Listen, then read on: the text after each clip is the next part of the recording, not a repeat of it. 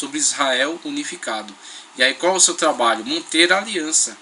E essa aliança mantida ele consegue transmitir para Salomão. Salomão teve uma grande dificuldade, primeiramente, em subir ao poder por causa das disputas dentro da própria casa paterna, e depois em reafirmar a aliança. Aí ele consegue com mão de ferro afirmar a aliança, manter o poder, manter o domínio sobre as tribos do norte, e não somente isso, ele impõe a eles uma pesada carga de tributos, faz com que eles sustentem toda a pesada máquina da realeza, tá certo? Toda a pesada máquina da monarquia. Claro que não só eles, mas muitas tribos que estavam subjugadas a Israel nessa época, tá certo? Então o que acontece? Salomão, com toda a sua sabedoria, consegue manter isso. Ele entrega isso a Roboão, num momento já um tanto mais difícil. E Roboão, falto de sabedoria, mesmo com bons conselheiros, ele dá ouvidos a péssimos conselhos e põe tudo a perder, né? Desfazendo então essa aliança que na verdade era artificial. Era mantida somente com muita habilidade. Então, desfeita essa aliança, surge Israel, o reino de Israel, o reino do norte. Jeroboão é alçado ao poder. Jeroboão estabelece sua política e entrega a linha de continuidade ao seu filho Nadab. Nadab tenta estabelecer seu poder, e não somente isso. Nadab tenta confirmar a sua capacidade de governo, de realeza, empenhando-se em guerra contra os filisteus, que eram um dos principais inimigos de Israel. Então Israel, conforme já vimos em outra ocasião, Israel era cercado de muitos problemas, inimigos em todas as fronteiras. A parte do território de Israel é uma parte beneficiada, uma parte com um bom território de trânsito, o trânsito das estradas marítimas, o trânsito do caminho do rei, tá certo? Que é a leste do Jordão, um bom território para trabalhar a terra, muitos rios, muitas fontes, tá certo? Então Israel tinha grandes vantagens, mas também tinha grandes desvantagens, porque estava cercado de povos que agrediam esta nação. Os sírios, os moabitas, os edomitas, tá certo? Os árabes do deserto, os amalequitas e também os filisteus, que são inimigos de larga história de Israel. Judá também tinha alguns confrontos, mas era mais difícil o acesso ao território de Judá por ser uma região muito montanhosa. Era mais desprovida, mas também era mais resguardada, enquanto Israel era constantemente agredido. Então Nadab, sabedor das dificuldades desse reino e também da baixa aceitação de Israel quanto à ideia dinástica, tenta promover o seu reinado como um reinado eficaz e benéfico para as tribos do norte, empenhando-se rapidamente numa guerra contra os filisteus. Mas é aí onde surge, aí manifesta-se a grave situação da política no reino do norte, quando Nadab, enfim, será assassinado por Baasa, tá certo? Durante a campanha de guerra, um de seus oficiais, chamado Baasa, um efraimita, mata e assume o poder. Então o poder já é usurpado da casa dinástica de Jeroboão, quando Nadab é assassinado por um oficial seu, tá certo? Em campo de batalha. E para Israel isso não é tão estranho. Para Israel isso não é tão estranho. Tanto não é que Baasa, na verdade, assume o governo. Baasa sobe ao poder na casa de Israel. Então o reino de Nadab dura no máximo 2 anos, pouco ele pode fazer. Ele dá continuidade à política de seu pai, tenta estabelecer o seu governo empreendendo guerra contra os filisteus, mas é traído pelo seu oficial Baasa, que o mata, tá certo? Que o mata, terminando com o seu governo e tirando da casa dinástica de Jeroboão o poder, estabelecendo-se ele mesmo agora no poder. Então ele derruba a casa dinástica de Jeroboão e promove uma chacina, né? Mata todos os pretendentes ao trono da casa de Jeroboão, da casa de Baasa, tá certo? Da casa de Nadab. Então Nadab dura no máximo entre 910 e 908. Em 908 sobe ao poder Baasa, que ficará até 886.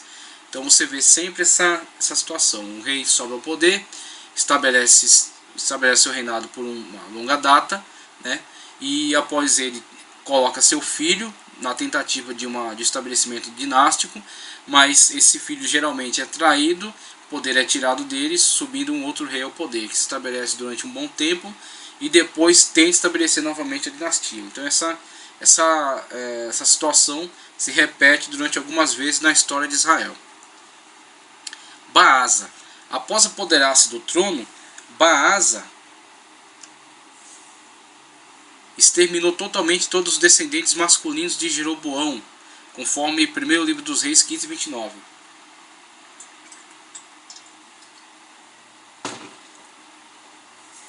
Possivelmente temendo represália, ou para eliminar qualquer possibilidade de sucessão dinástica.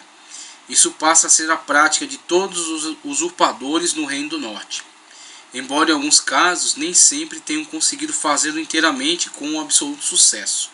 Como Jeroboão, Baasa reinou por designação profética, está lá em 1 de Reis 16, 1 e 2. Ele reinou durante 24 anos, veja que Jeroboão reinou durante 22 anos. Nadab, seu filho, durante 2 apenas, quando é traído por Baasa. Baasa se estabelece no poder por 24 anos, 23, 24 anos. Tem essa flutuação aí cronológica. Sua capital era Tirza, onde foi sepultado, inclusive ele é sepultado lá, 1º livro dos Reis 15:33. Após sua morte, seu filho Elar reinou em seu lugar. Apesar de ter durado 23 anos, praticamente nada sabemos a respeito do reinado de Baasa. 1º de Reis 15:33 ou 16 e 7. Com exceção de sua derrota na guerra fronteiriça contra Asa, rei de Judá, por causa da intervenção dos sírios. Então temos aí a subida de Baasa. Não há muito a que se dizer, ele dá continuidade à política de Jeroboão, mesmo ele tendo desapropriado a casa dinástica de Jeroboão e tendo eliminado os pretendentes ao trono.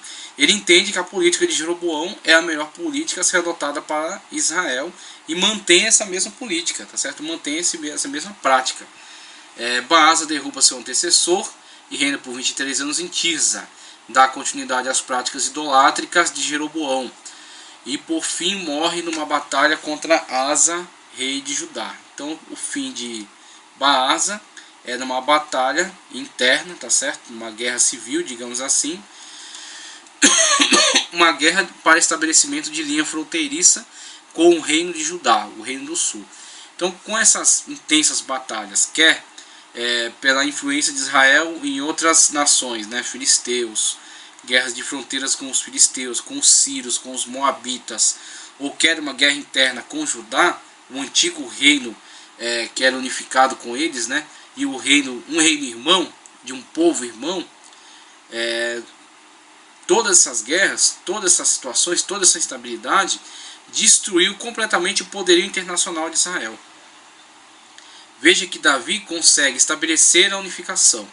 Davi consegue impor o poder de Israel sobre as tribos vizinhas. Os filisteus estavam subjugados, os moabitas estavam subjugados, os edomitas estavam subjugados, tá certo? De tal forma o poder de Israel se estabeleceu sobre os edomitas que, se esse príncipe dos edomitas não se refugia com Faraó, talvez não houvesse uma possibilidade de reafirmação da dinastia, da casa real edomita no futuro. Então, depois esse filho da realeza edomita retorna e dá continuidade ao poder, né? Quando enfim Edom se insurgirá contra Israel nessa época de instabilidade. Então Davi consegue impor a realeza, consegue impor o domínio de Israel sobre esses povos vizinhos. Salomão consegue estender a influência de Israel até o Eufrates. Então, mesmo que essas nações mais distantes não fossem nações plenamente subjugadas, né, de modo que Israel reinasse objetivamente sobre elas, mas Israel estendeu a sua influência sobre elas. Elas eram tributárias de Israel, elas pagavam tributo. Eram reinos vassalos, alguns deles. Então o que acontece? Esse imenso poderio conseguiu-se debaixo de uma linha dinástica, de uma organização centralizada e forte, poderosa, tá certo? Unificada, debaixo de um mesmo sistema. Com a saída de Israel de dentro desse sistema, Essa instabilidade política promove sempre essas mudanças e a perda de poder. Então Israel perdeu o poder e Judá também perde muito do seu poder.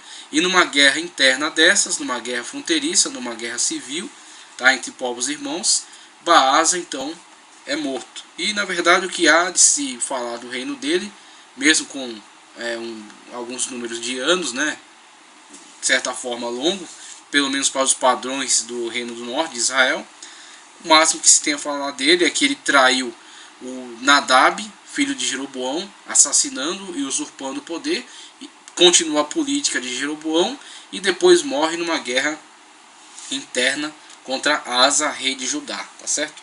Então, Baasa falecendo nessa situação, morrendo nesse conflito, Elar, seu filho, sobe ao poder.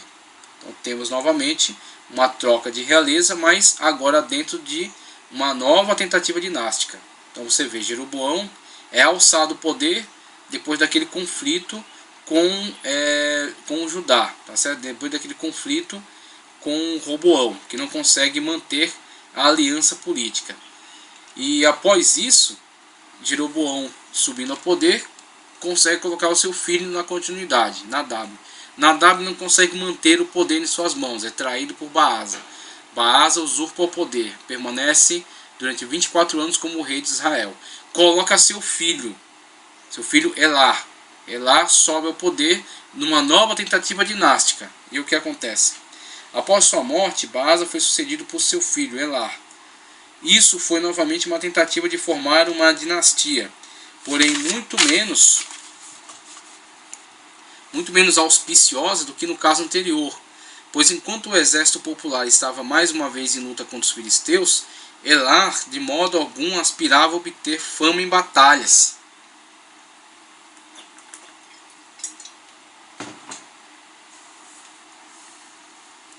Ele fez aquilo que a seu tempo Esbocete fizera, né? Ele, em comparação com o filho de Saul, que pretende subir ao poder debaixo da ideia da linha dinástica, né? E com isso não promove nenhuma atitude que convença o povo de que ele é digno do poder, assim também age Elar. Elar também toma o mesmo caminho. Ele fez aquilo que a seu tempo Esbocete fizera. Ficou em Tirza, na boa vida. Mas a alegria durou pouco. Durante um banquete na casa do ministro do Patrimônio Público, um dos comandantes da corporação dos carros de guerra, um homem chamado Zinri se levantou contra ele e o matou. Está lá em 1 de Reis 16, 8 ao 14. Conforme vimos, Elar reinou 2 anos e foi assassinado num estado de completa embriaguez por Zinri, um de seus oficiais. O que fez Baasa com a casa de Nadab, fez Zinri com a sua casa, matando seu filho e exterminando toda a sua família, até mesmo seus amigos. 1 de Reis 16, 10 ao 12. Após executar covardemente o rei, Zinri usurpou o trono da forma mais descarada, mas não foi por muito tempo. Então, só com essa primeira tirada histórica, essa primeira fatia aí da história de Israel, já vemos as características do Reino do Norte. O caos instaurado no Reino do Norte, o caos político instaurado neste reino. Então este reino nasce de um conflito de negociação, tá certo? Nesse conflito de negociação, devido à falta de sabedoria de Roboão, vem a divisão, tá certo? Vem a divisão que na verdade sempre existiu. Ela foi, na verdade, ela foi evitada por reis inteligentes, reis sábios, que sabiam fazer a negociação e impor o seu poder, tá certo? Então a aliança foi imposta, foi estabelecida. Uma vez que este rei não tem a mesma competência, as mesmas características para manter essa aliança é facilmente rompida. Israel assume o reinado, né, sobre as tribos do norte e funda então o reino de Israel. Jeroboão estabelece no poder. Tenta a primeira tentativa dinástica com Nadab, que é morto por Baasa, tá certo? Baasa usurpa o poder. Permanece no poder, morrendo numa guerra civil contra Asa, depois de 24 anos. Nova tentativa dinástica com Elar. Só que Elar, diferentemente de Nadab, que ao subir ao poder tenta se autopromover para as tribos do norte, empenhando-se na guerra contra os filisteus, um dos principais inimigos de Israel, né, tentando ganhar a confiança dos delegados das tribos do norte para que o apoiem durante esse empenho, durante essa batalha, é morto, né, por traição pelo seu oficial Baasa. Baasa estabelece no poder e coloca seu filho Elar. Elar, diferentemente de Nadab, filho de Jeroboão, não vai para a guerra, não empenha-se em batalha, não pretende ganhar a confiança dos delegados das tribos do norte. Ele simplesmente entende que ele é o filho do rei e com isso ele é rei automaticamente. Sempre a ideia dinástica na cabeça dos monarcas e sempre a ideia dinástica sendo rejeitada pelos delegados da tribo do norte. Elar fica folgadamente na sua casa, num banquete na casa de um dos seus oficiais, Zinri, tá certo? Um oficial importante das suas tropas, tá certo? A questão bélica sempre fundamental para o rei, né? Então o rei afirma seu poder por meio do estabelecimento do seu exército, tá certo? Do poder bélico. Isso foi feito também por Davi. Davi, por exemplo, quando ele ainda era um rei vassalo dos filisteus, e depois quando ele constrói uma tropa particular, tá certo? Um exército particular, ele permanece durante algum tempo ali prestando alguns serviços para grandes proprietários de Judá, tá certo?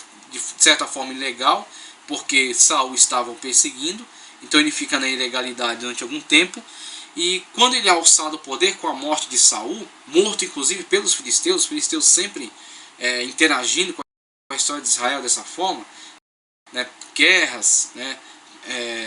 Lutas, né? Agressões dos filisteus, sempre ameaça, né? Os filisteus são sempre uma ameaça para Israel. Quando Saul e Jonatas é morto, Davi sobe ao poder. Quando Davi sobe ao poder, é ungido em Hebron pelos anciãos de Judá, ele leva consigo este exército particular, este exército guerrilheiro que estava com ele, no tempo em que ele era clandestino ainda.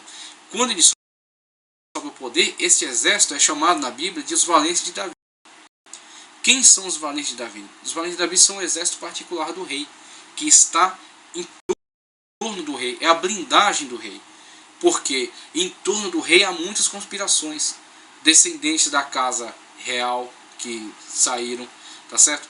Pessoas, delegados importantes das tribos que pretendem o poder e veem no rei uma impossibilidade de chegar ao poder.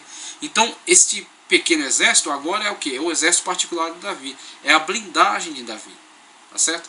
É aquilo que, por exemplo, a guarda pretoriana seria para os imperadores, mas em alguns momentos eles são traídos por essa mesma guarda. Então o que acontece com Elar? Elar tem também os seus militares de confiança, dentre eles Zinri, chefe dos carros de guerra. Os carros de guerra são equivalentes da mais alta artilharia do exército de hoje. Na época não haviam caças, não haviam tanques de guerra, não havia esse tipo de submarinos. Era uma época atrasada na história. O que havia na época? O que houve de mais avançado para Israel eram os carros de guerra. Essa tecnologia que não era de Israel, os filisteus utilizavam, os sírios utilizavam, e Israel geralmente tinha muito problema com isso. Vemos, por exemplo, a Bíblia, no livro de Juízes, mencionar que Israel tinha muito problema com os sírios por causa do uso dos carros de guerra, que Israel não dominava. Então, vemos que há algum avanço em Israel na questão bélica. No tempo de Elar, já havia um ministro dos carros de guerra. Então essa pessoa era um alto funcionário do exército, de uma tecnologia que estava sendo implantada. Israel estava se preparando para melhores batalhas, para estabelecer o seu poder. Pois bem, é esse mesmo oficial de alta patente, de alta confiança, na casa do qual Elar estava, Elar com essa ideia fixa da linhagem dinástica, de que ele era automaticamente reconhecido como rei, não se preserva, não trata de cuidar da sua segurança. e vacila muito nessa situação, quando então Zinri, um aproveitador, lança a mão dessa oportunidade, assassina o rei e usurpa o poder, mas de tal forma descarada essa tomada de poder, que não foi aceito por outras pessoas também relevantes, importantes do reinado, que estavam, diferentemente de Nadab, que estava diretamente empenhado na batalha, envolvido. Elar fica no seu palácio e deixa funcionários à frente da guerra. Um dos funcionários, Onri, estava liderando a guerra contra os filisteus. E quando ele ouve falar da morte do rei, assassinado por Zinri, abandona a guerra e volta para Tirza para resolver essa situação. Após a morte de Baasa, Elar, seu filho, o sucede no trono, mas não se envolve na guerra, governa Israel em Tirza durante 2 anos, quando então é morto por Zinri, um dos oficiais dos carros de guerra, durante um jantar na casa deste. Com o assassinato covarde do rei, este usurpador assume o poder, mas se mantém apenas por 7 dias. Foi o máximo de tempo que dura a usurpação, a tomada de poder de Zinri em relação a Elar, em relação ao reino de Israel. Mas se mantém apenas por 7 dias. Quando então Onri, que liderava o exército, cercará o palácio, e Zinri será morto no incêndio. Então haverá o que? A tomada do poder de Zinri, a usurpação do poder, na verdade, o assassinato de Elar, a chacina de toda a família de Baasa e de Elar, com o final dessa linha dinástica, não somente a família, mas os amigos, alguém que pudesse ser favorável ao rei deposto. E Zinri, durante 7 dias, promove esse banho de sangue, essa mortandade, fica no palácio em Tirza, quando então Onri abandona a guerra, volta para resolver essa situação, cerca o palácio. Zinri, sabedor de toda a dureza com que seria tratado, incendeia o palácio e na verdade ele morre nesse mesmo incêndio. Então Zinri põe fim à segunda dinastia que tenta estabelecer em Israel, tá certo? E durante 7 dias promove essa mortandade, essa chacina, quando então é cercado por Onri, um oficial do exército de Elar, que estava empenhado na guerra por Israel.